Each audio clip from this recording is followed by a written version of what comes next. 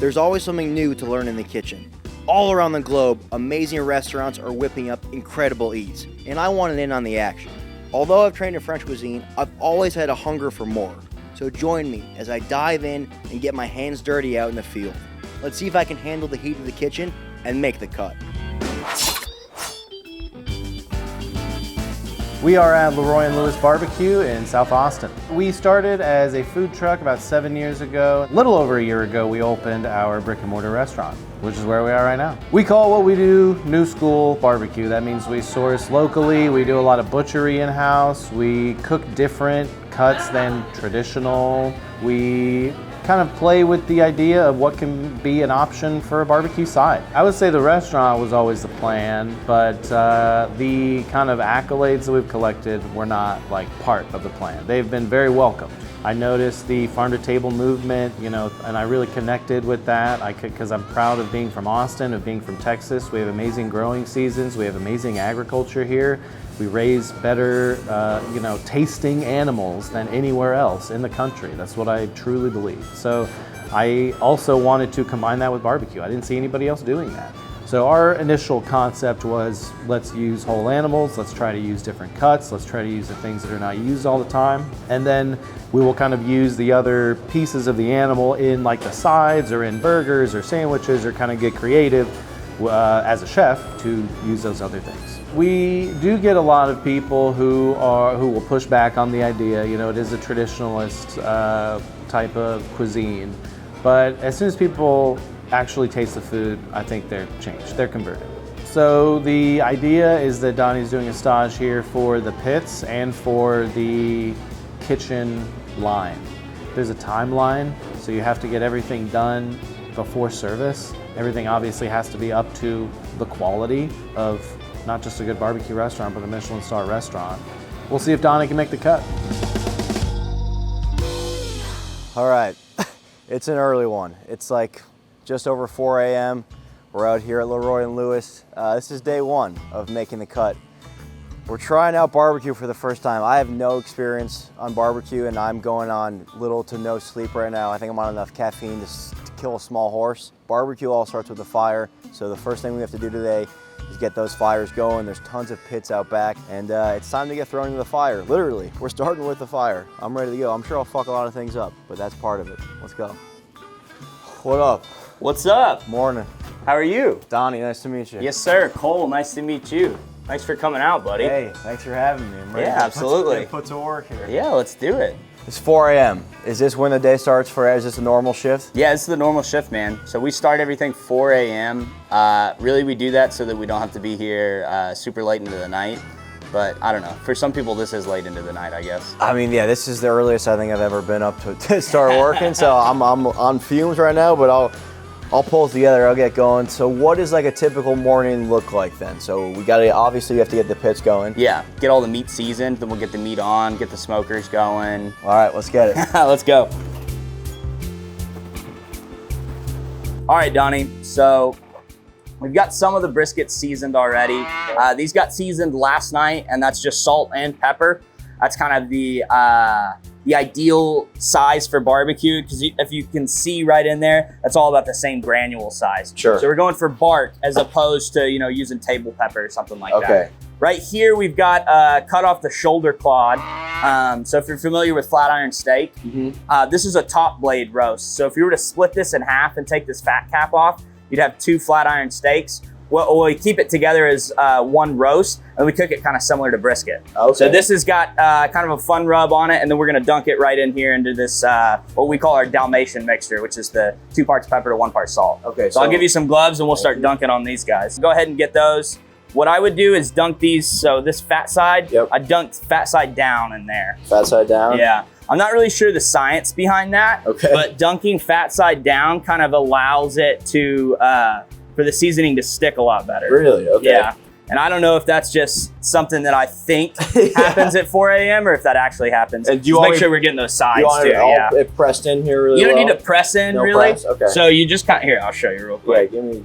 So you'll throw fat side down and you just kind of hit these sides.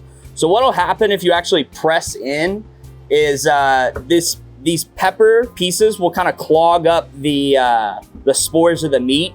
and you'll get kind of a weird texture as you're cooking the meat. So a lot of people will call it like barbecue rub, right? But in Texas, we don't really rub, we more just season. Okay, interesting. I've never, see, that's new to me too. I would never have guessed that. Okay. So these are the beef cheeks right here. And the same kind of concept, we're gonna take these beef cheeks and we're gonna dunk them right in here. And then we'll just drop them right back in that guy. And these are one of your best sellers, right? These are one of the best sellers. Yeah, this is kind of, I always say that this is the house that Beef Cheeks built, right? So Beef Cheeks are really the thing that put us on the map. Yeah, never in my wildest dreams did I think to say that I'd be working at a Michelin-Star restaurant. Pit master is pretty simple. You got to master the pit. You just have to know how to work the fire. You have to know about all of the meats that are going on there. You have to know how the airflow within the chamber works. You have to be able to adapt to the elements on humidity and temperature. I've cooked in a lot of different places, events, festivals, on a lot of different pits. And I would say for you to be a pit master, you have to be able to master the pit. So there's kind of two sides to this brisket, right? Yep. So this is the top, this is the bottom. And then we're looking at two kind of pieces. So this is shielded fat right here. This is where we get Texas burn ends. And this is called the mohawk right here. So this is exposed fat. So what we want to do is we've got radiant heat on this back wall, and then we'll get radiant heat off of this door. Mm-hmm. So we want to make sure that this exposed meat is away from that back wall. Why is that? Just so it's not getting charred up back there. Got it. So a lot of people will tell you that you want to temper the meat before you put it on, which, in cooking a good steak, right? You don't want to throw a cold steak into a cast iron skillet. Mm-hmm. Barbecue is kind of the opposite of that. The colder you put on the piece of the meat, the more smoke ring you're gonna get, and the more smoke adherence you're gonna get, right? We wanna run like really clean fires, and we wanna run efficient fires, right? But within doing that, we kind of lose some of that smoke flavor. So you'll go and eat some like really good craft barbecue across the state, but it'll hardly taste like smoke. So to kind of combat that, we're gonna put everything on the smoker and then start it so that you have that kind of natural combustion flavor in the beginning. Okay, right? interesting. Yeah. Donnie, I'd say very good on your first day.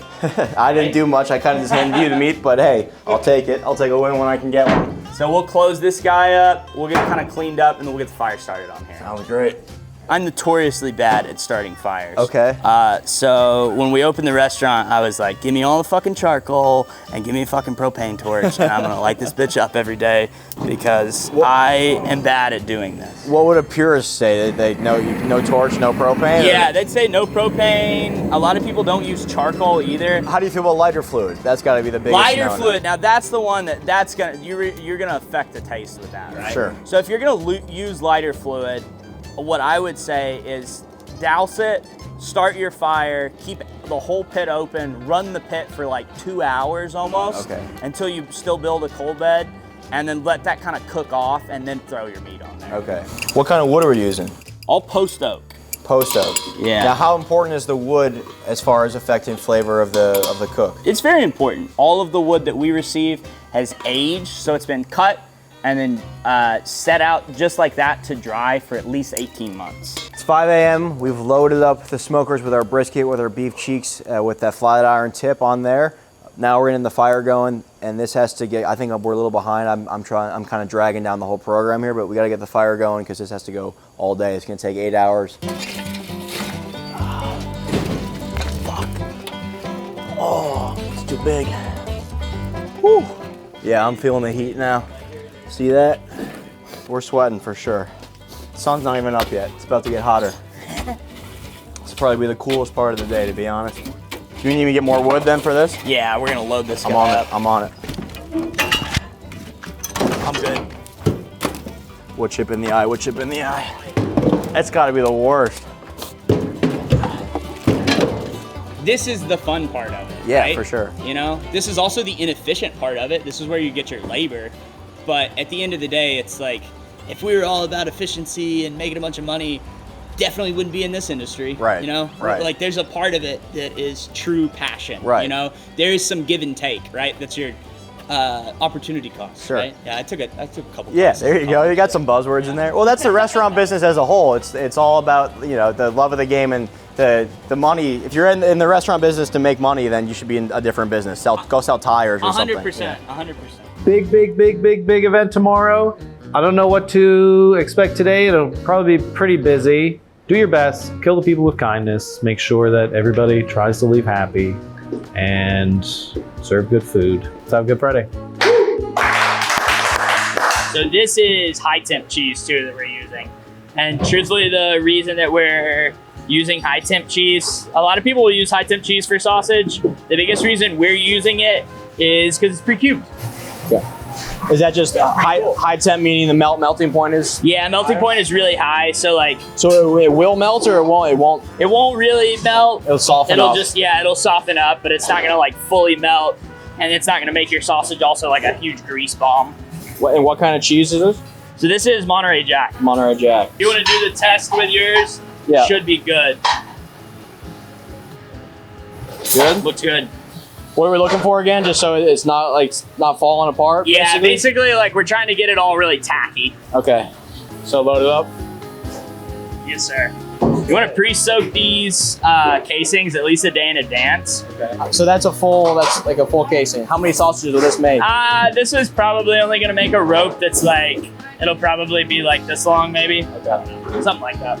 I'm not putting much tension on here at all. Yep. I'm really just letting this kind of flow naturally out. Now I'm gonna coil them up. Let's see how accurate my coil description was. Kinda. Good. When we go to case them, we go about that long. We'll just kind of twist. And then since I twisted that way, I'm gonna twist this way now. On that side, okay. Yeah. Yeah, just eyeballing size. You wanna try and case some of these? Sure. So you spun this way, so I'm gonna spin this way? Yeah. That's a big one. Let's go. It's a little big. Yeah. You can just do like one or two, really. 2 twists. Shit. That's all good. Happens. Uh-oh, what's that? So that's kind of like a blowout. So what I would say is like a little less tension on the next one. Less tension? Okay. Yeah. Sort of getting a feel for it? Oh. No? I spoke too soon. I jinxed you. That's not good. Yeah, the tension, I fucked that one up. God damn it. All right, that's not good. That's all right. For our first coil, it's not too bad. All right, not great. Gotta be better than that. The first time, I didn't know there's too much pressure. Split it open. Can't. I get one mistake, that's fine. Now I gotta do it right. I know what you're thinking at home. Get your head out of the gutter, all right? Get your mind out of the gutter. It's not what it looks like. Exactly. Is everybody else thinking that he's really good at this? You think he's had practice before? He's definitely Done this a couple times. And tie a knot at the end here. Yes, sir. Any kind of knot, just a standard. Usually a double Windsor. That's nice right there. I feel like I'm going slow as shit here. All right, it's about 3 p.m. Just wrapping up the shift on day one. It's a long day, man. I'm not gonna lie, starting at 4 a.m. Pretty exhausted. We did a lot today though. Now we're gonna rest up because tomorrow is the big day. Tomorrow's a dinner shift. Evan's out of the kitchen. They're short-staffed. They're putting me on the line, and that's when the pressure's on. That's when it's gonna be the most busy Saturday night. So rest up today and come back, get my ass kicked tomorrow. He doesn't know anything about barbecue, but I prefer that. I prefer raw knowledge. He's got a good work ethic. So I'm gonna put him on the line tomorrow night. He's gonna be on the grill, grilling steak frites and mushrooms and bok choy. He's gonna be doing onion rings, and hopefully Mao will really put him through the paces. I think that's the right man for the job. Okay, it's 2 o'clock. We're back for day 2. We have the rest of the lunch shift and then the dinner shift tonight. Today's gonna be a lot more intense. Let's go see what Chef has in store. Chef? All right, Chef Donny. How we doing? Good, good, welcome back. Thanks, sir. So tonight you're gonna be on the line, on the hot line. So Saturday night we have a really big catering event. Everybody is gonna be over there. Our whole team's gonna be over there. We're gonna have basically a skeleton crew in the restaurant, in the kitchen, and Mao is gonna be the kitchen lead there. Donnie's really gonna have to step up. You'll be with Chef Mao down there on the end. Should have plenty of people, but we are like down a person from this event. So you're actually gonna have to do some work and actually gonna have to do shit tonight. All right, sounds good. Works for me. Let's go. Might as well jump right in. What kind of boss is that? He's intense. Mal, he's yours. He's probably the most strict personality in the kitchen. He will not let anything bad or even not up to standard out the window. For some reason, the burger is bleeding at the bottom. He will make sure you stay busy. He will make sure you're moving quickly. Not fast enough. Not fast enough. That's on me. That's on me. Gotta be better. Gotta be faster. He'll make sure you are working clean. Can we put this to the dish and let them wash and then ask them to bring it back? Yeah. Let Donny do the next one. Okay. All right, so I'm making a new school sandwich here. Barbecue sauce. 2 slices of cheese, and caramelize onions on top right there.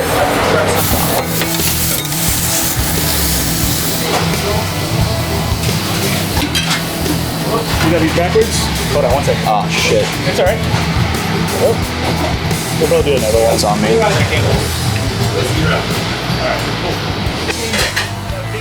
Feeling good. Busy kitchen. The lunch rush just never dies down. Dinner's gonna get even busier. Gonna pick up. I'm sweating. I'm chopping some cilantro to finish the salad. I'm gonna help out on the plancha on the grill here when I can, and just try not to fuck up. That's all you gotta say in the game. Try not to fuck up. Based on what I've seen from Donny in his content, I think that he'll be able to keep up. But you know, sometimes it just really gets hectic and hairy in the kitchen, and you kind of get into like a haze if you just don't know what is the next move to make, if the tickets are piling up, and you can easily like freeze up. Family meal is finishing off right here. Family meal is just for the entire staff to eat. So you usually use the trimmings from the day. You're gonna eat fast over the garbage can because the restaurant doesn't shut down. So everyone's gonna keep moving, eat while you can, and then get back to work as dinner's coming.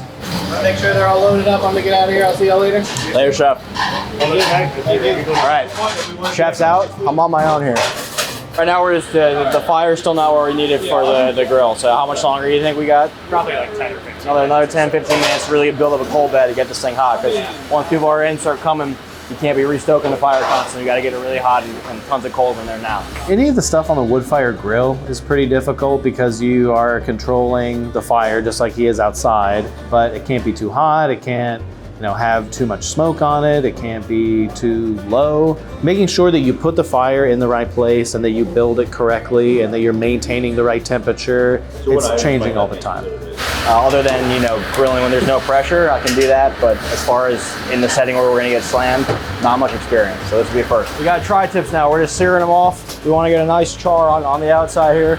The fire's hot enough, it's been stoked. So you're gonna go like, oh no, you're fucking it up, it's on fire. No, this is what I was told to do. This is how we get them good.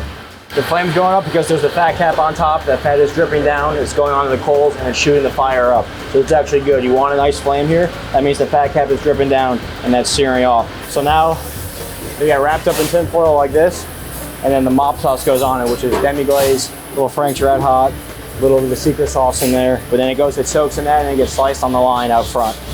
All right, so it's like 4 o'clock. It's a little bit of a down period now before the dinner rush. It's calm right now, but it's not gonna stay like this for long. It's gonna get really busy really fast. The vibe is pretty great in the kitchen right now. I mean, everyone seems pretty chill. It's a new staff, new people that I didn't work with yesterday, but it's pretty laid back, but everyone's very focused. And if Chef Mao says something, it's right away. If someone answers it, you hear a heard, you hear a yes, chef, and they get going. The biggest challenge of this kitchen is everything is pretty tight. So we're really packed in there, and there's a lot going on in a small space. The pace has been quick. I got here at the tail of the lunch rush, so I had a little bit of that speed at the end, wrapping up, and then it kind of died off. We reset, cleaned up. So it's been pretty consistent right now, nothing crazy. I think it's about to pick up and get pretty nuts. It's only like, what, 5:30? So 6 o'clock and then through 11, I'm sure it'll be pretty intense. All right, we're back in the pits and under the tin roof. It feels like an oven even in here right now. The sun's blaring, it's like 85 degrees. You have the briskets are now, they're boated up in tin foil. Yeah. So yesterday these went on at, I think we put them on like 5 in the morning once we had the fires going. 12 to 15 hours so long on a brisket. If you want really good barbecue, it takes love and time and people that know what they're doing like this. That's why they got the Michelin-Star. They're not fucking around. That's Texas, baby. Yeah, so this is the chorizo sausage. They've been cold smoking for about 3 hours. Wow. Flip them after about an hour and a half or so. Are these ones with jalapeno in them? Or? Yeah. Yeah, so these, I cased these. I might have cased some, probably the shitty ones that you see, like this one was probably me. That's probably my doing right there. Yeah. Pull these off. See, most of them look great. Thank you. I'll take it. Okay, brisket's done. back in the kitchen. Let's go. I'm just gonna be floating around now. Yeah, once it's starting to get busy, they're a guy down, so I'll be floating around, grabbing burgers from here, plating desserts, hopping on the line if they need me here. Whatever chef needs me to do, I'm doing. Behind. Water, water, water, water. I think I'm sweating my body weight already. I'm thirsty as fuck. 12 burgers all day, 12 coming out, 12 coming out. All day just means how many total there are on the board. So if you added 2, you'd say 2 L&Ls, and you go, how many all day? 15. Fuck, it's hot. Shit. Half a burger there. Fine. One more. Yeah, I just said I heard it, and I didn't really actually hear it. Not a good move. Don't say you heard it unless you've actually heard it. Can't let one mistake ruin the whole night. It happens. It's gonna happen. It's all about keeping 5 things in your brain at once. Something's in the oven. I gotta make the bourguignon. I gotta plate this. Remember it all, timing. We're getting the groove of it though, it's coming. 86 is when you run out of something and there's no more left, you 86 it, take it off the menu.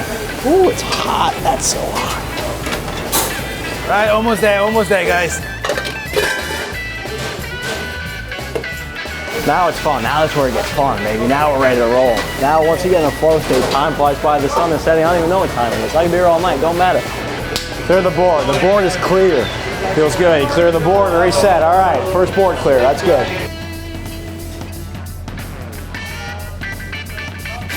Fucking cold ass ice cream still. There we go. Donny, Yeah. he's gonna drop the meats. Drop the meats. Try to eat a tomato. I missed. Behind.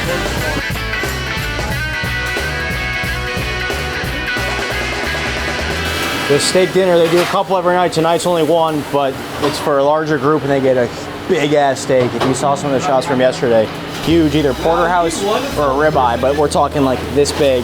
How many ounces is that? 4 pounds? Or almost 4.5 pounds. 4.5 pounds. You do the math.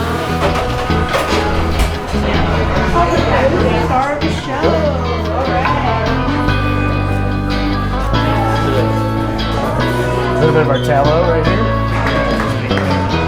Enjoy. Thank you. Board clear, here we go. We're gonna clear the board, clear the Right, board. almost there, guys. After this, Bob, it's beer time, okay, guys? Let's push. Clear means beer o'clock. Beer o'clock, time to drink beer. Right, gracias, salud, guys. Woo! Gracias. So 646 tickets. 646 Times tickets, yeah. average 4 per person, 4 per table, 4 per ticket. 2,584 people we served tonight. 2,000 people. 2,500 we served tonight. 2,500. It's a good amount. Damn. I used to work in a restaurant, we just served 300, but Yeah, that's a different lot. kind of people we That's a served. lot of, I mean, we did 60 a night in France. That was it, so. Damn, that's a lot. 2,500 people. Time to clean up. That's so fun. Cleaning is honestly my favorite part. It's therapeutic. You get the soap out, you set it all up, you get to see your work just get swept away for the night, and you do it all over again the next day. I like cleaning. We're just breaking everything down, consolidating things, just dumping shit out. Where's the trash, chef? This is how the night ends. Wheeling the trash away. All right, only 10 more loads to go. 'Cause baby, you're a firework.